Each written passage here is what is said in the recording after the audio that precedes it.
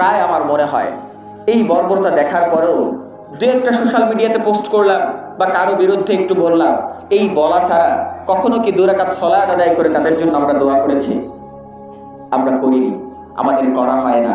সুতরাং আপনাকে বলছি মুসলমান, ওয়াল্লাহি এই দুনিয়া একদিন থাকবে না, এই দুনিয়া একদিন থাকবে না, এই দুনিয়ায় তুমি একদিন থাকবে না, তোমার সময় ফুরিয়ে যাবে। ফাইদা জাআ আজালুহুম লা ইস্তাখিরুনা সাআতা ওয়া লা ইস্তাকদিমুন।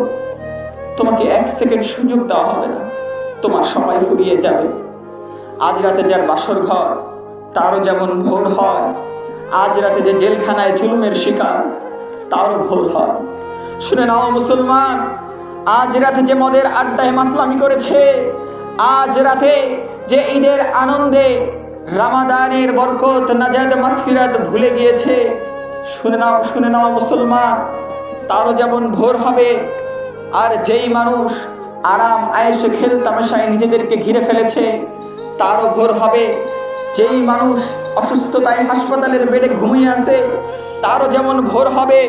যেই শিশু আজকে ইসরায়েলের বর্বরতার হামলার শিকার হচ্ছে তারও ভোর হবে।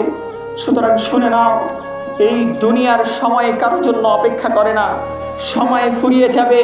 শৈশব থেকে কৈশোর, কৈশোর থেকে যৌবন, একদিন বৃদ্ধ হয়ে যেতে হবে আমাকে। আমার শরীরে আর কোনো বল থাকবে, কাঁচা দাড়িগুলো পেকে যাবে।